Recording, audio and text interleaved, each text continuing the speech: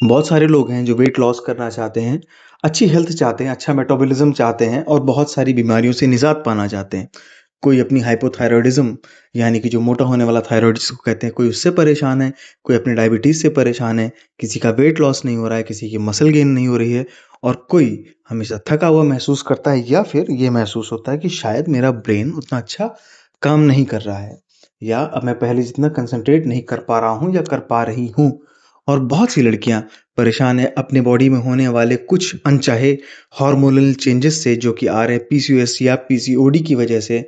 कुछ लड़कियों को दाढ़ियाँ आने लगती है, अनवांटेड जगह पे हेयर्स आने लगते हैं और ये प्रॉब्लम धीरे-धीरे बढ़ती जा रही है। सिर्फ इतना ही नहीं, ये समस्या इतनी बढ़ रही है कि लोग इनफर्टाइल भी हो रहे हैं, बहुत मोटे हो रहे हैं और इन चीज़ों के पीछे परेशान होते हैं। कभी तो कोई ना कोई सप्लीमेंट बताएगा, कोई इंजेक्शन बताएगा, लेकिन प्रॉब्लम आती है ये सब कुछ हो क्यों रहा है? तो आज हम इसे सॉल्व करेंगे जड़ से। आप इस वीडियो को पूरा आखिरी तक देखिए एंड आई प्रॉमिस यू कि जब आप इस वीडियो को पूरा आखिरी तक देखेंगे ना कि सिर्फ आपको अपनी प्रॉब्लम समझ में आएगी अच्छे से साइंटिफिकली और उसे हर एक स्टेप पे कैसे ब्रेक करना है, कैसे सॉल्व करना है, ये आप खुद सीख जाएंगे और शायद आगे से आपको कोई बहुत ज़्यादा स्पेशलिस्ट की ज़रूरत ना पड़े उसे सही करने के लिए। तो वेलकम हियर, मैं हूँ आपका डॉक्टर प्रभात कुमार सिंह। तो आज हम बात करने वाले हैं कि कैसे आपकी क्रेविंग्स, आपकी कार्बोहाइड्रेट क्रेविंग्स, कैसे आपका वेट गेन कंट्रोल किया जाए। मेरे पास बहुत से पेशेंट्स आते हैं और उनमें से बहुत से बच्चे भी होते हैं 17 साल से लेके 20 साल तक के और उसके बाद भी एडल्ट्स भी होते हैं और उनका मेजर जो प्रॉब्लम होता है वो ये होता है कि हमसे क्रेविंग कंट्रोल नहीं होती है। शुगर क्रेविंग, कार्बोहाइड्रेट की क्रेविंग और हम अपने खाने पे कंट्रोल नहीं कर पाते हैं। तो ये ऐसा है क्यों? अब आप समझिए। हम जब भी कार्बोहाइड्रेट खाते हैं, तो कार्बोहाइड्रेट इवेंचुअली हमारी बॉडी में जाके ग्लूकोज बनाता है और वो कार्बोहाइड्रेट किसी भी तरह का हो, सिंपल कार्बोहाइड्रेट हो या कॉम्प्लेक्स कार्बोहाइड्रेट हो। और उसके खाने के तरीके की वजह से क्या होता है कि हमारी बॉडी में ग्लूकोज का स्पाइक आता है और वो जो स्पाइक होता है उसको कंट्रोल करने के लिए हमारी बॉडी में इंसुलिन सीक्रेट होता है। वो नेचुरली भी सीक्रेट होता है, लेकिन जब हम बार बार खाते हैं या हम ज़्यादा खाते हैं तो ज़्यादा इंसुलिन सीक्रेट होता है। भले ही आपका शुगर अभी तक राइज नहीं दिख रहा है, वो इसलिए राइज नहीं दिख रहा है क्योंकि वो जो इंसुलिन सीक्रेट हो रहा है वो इतना सफिशियंट है या एक्स्ट्रा सीक्रेट हो रहा है जिससे कि आपका बॉडी का शुगर लेवल नॉर्मल रहे। लेकिन फॉर एग्जाम्पल मान लीजिए आपने इतना खाया है और इसके लिए आपको इतने से इंसुलिन की ज़रूरत है, ठीक? अब आपने क्या किया कि इतना खाया, इसके लिए इंसुलिन और ज़्यादा बॉडी सीक्रेट करेगी। फिर आप और ज़्यादा खाते हैं तो उसके लिए बॉडी और ज़्यादा इंसुलिन सीक्रेट करेगी और एक समय के बाद इंसुलिन का रेजिस्टेंस डेवलप होने लगता है। मतलब ये जो इंसुलिन सीक्रेट हो रहा था ज़्यादा तो हो ही रहा है लेकिन उतना कारगर भी नहीं है क्योंकि इसके मॉलिक्यूल्स डिस्टॉर्ट हो रहे हैं। तो क्या होगा कि आपकी बॉडी में इतने से कार्बोहाइड्रेट को जब आप आगे जाके ये इंसुलिन रेजिस्टेंस डेवलप हो जाएगा तो इससे जो शुगर बनेगा उसको हजम करने के लिए इतना सारा इंसुलिन सीक्रेट होगा। प्रॉब्लम यहाँ पे आती है। वो क्या करेगा, शुगर स्पाइक हुआ, आपका इंसुलिन ज़्यादा सीक्रेट हुआ, उसकी वजह से शुगर डिप होगा।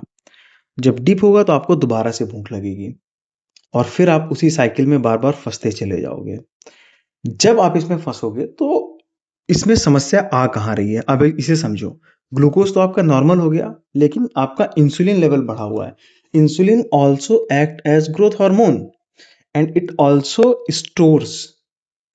इसकी टेंडेंसी होती है कि आपके अंदर फैट स्टोर भी करवाता है। तो एक तो आपकी ग्रोथ ग्रोथ अच्छी वाली नहीं, ऐसे थुलथुले मोटे, एक तो ये वाली बढ़ जाएगी। साथ में आपकी क्रेविंग भी बढ़ गई।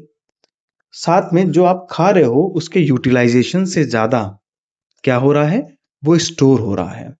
तो आप वीक फील कर रहे हो, आप मोटे भी हो गए, आपका फैट स्टोरेज भी बढ़ गया। अब ये साइकिल चलता रहेगा कब तक? जब आप ओबीज होने लगोगे।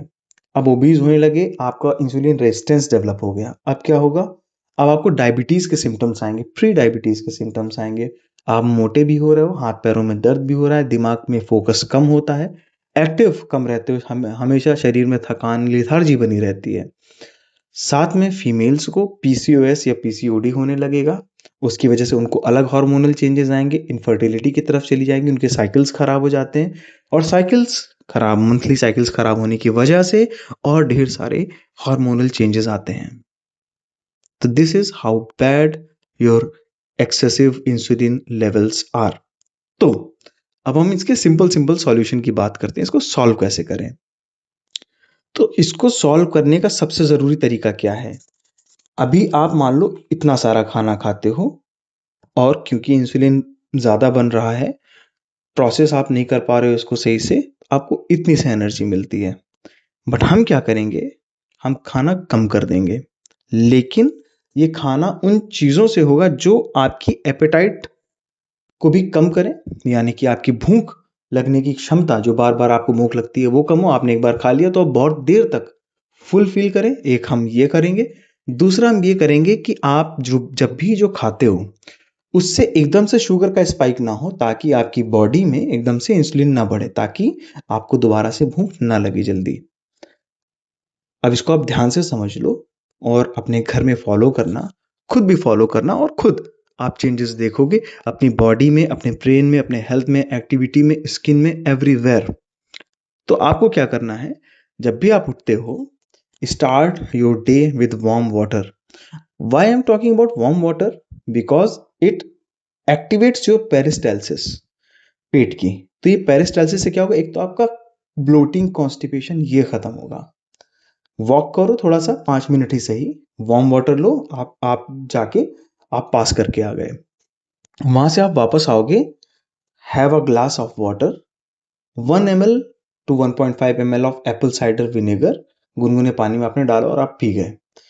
आपका जो ब्रेकफास्ट होगा, it has to be complex natural carbs with a lot of protein. मतलब आई विल सजेस्ट कि पूरे दिन की रिक्वायरमेंट का जो प्रोटीन है, प्रोटीन रिक्वायरमेंट कैसे समझे, मोटा मोटा 1 ग्राम पर किलोग्राम आपके बॉडी वेट। अगर आप 50 किलो के हो तो 50 ग्राम आपको लेना ही लेना ही मिनिमम है, और अगर आप 60 किलो के हो तो 60 ग्राम प्रोटीन चाहिए। तो जितने आप किलो के हो उसके हिसाब से हाफ प्रोटीन की रिक्वायरमेंट आपको मॉर्निंग के ब्रेकफास्ट में पूरी कर लेनी है। ये क्या करेगा, एक तो आपका ग्लूकोज स्पाइक नहीं होने देगा, आपको ऑल डे लॉन्ग एनर्जी देगा, और आप पूरे दिन लंबे समय तक आप फुलफिल फील करोगे, आपको बार बार भूख नहीं लगेगी। और प्लस आप लॉन्ग टर्म में जाके आपका इजी फास्ट वेट लॉस होगा, क्योंकि आपने उतना प्रोटीन ले लिया है। तो प्रोटीन इज थर्मोजेनिक, आपकी बॉडी को एक्चुअल में बहुत ज़्यादा एनर्जी खर्च करनी पड़ती है प्रोटीन को डाइजेस्ट करने में, तो you also lose weight on the way. अब जब आप ये प्रोटीन लोगे तो इसको लेना कैसे है, समझना।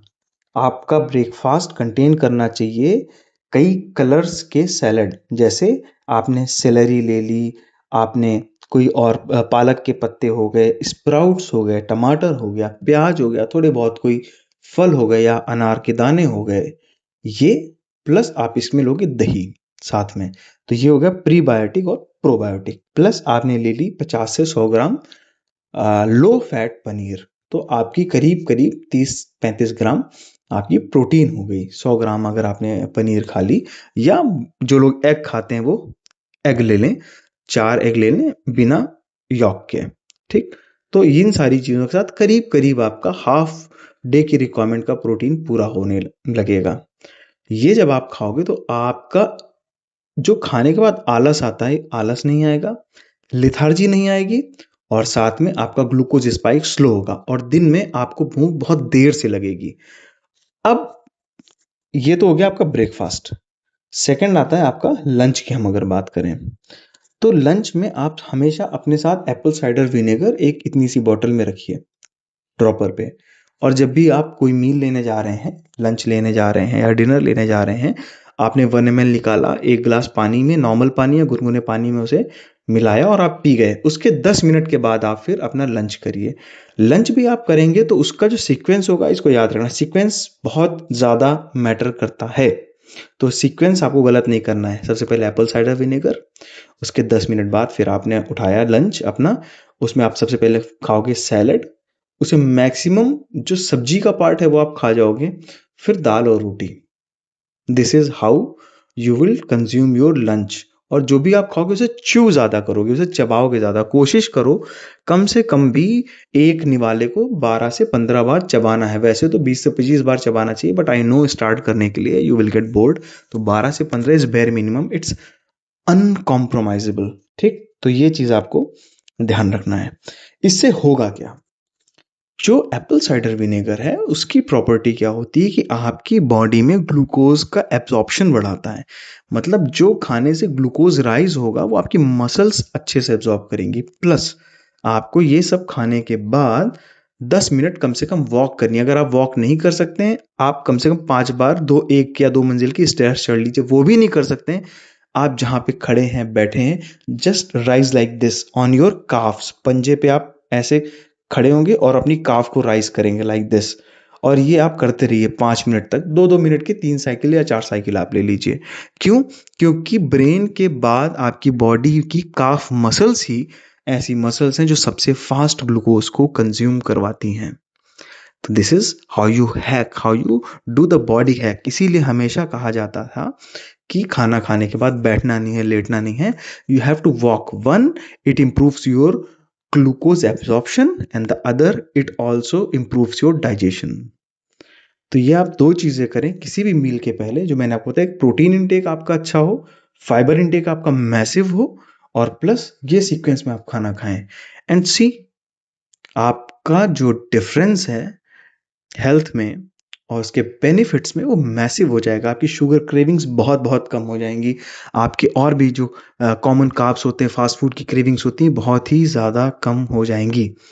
फिर भी और कोई प्रॉब्लम आती है, कुछ समझना है, तो आपको लिंक मिल जाएगा। आप हमसे कनेक्ट कर सकते हैं, कंसल्टेशन ले सकते हैं, और आपके लिए पर्सनलाइज्ड डाइट चार्ट आपकी नीड, आपकी प्रेफरेंसेस, आपके वेट और आपके टारगेट के हिसाब से दे दिया जाएगा। और सिर्फ इतना ही नहीं, आपको एक्सरसाइजेस भी सजेस्ट की जाएंगी जो आपके लिए, आपके बॉडी टाइप के लिए, आपकी एज के लिए बेस्ट हो और मोस्ट इफेक्टिव हो, जो ना कि सिर्फ आपको देखने में अच्छा बनाए बल्कि इंटरनली आपके ऑर्गन्स को भी ज्यादा यंग करेंगी। So this is how we can hack our body. So I hope this is helpful for you, and follow, I will say कि फॉलो कर लो और लोगों से शेयर करो। और thank you so much. Please suggest me some more topic. I'll come with more explanations. Take care.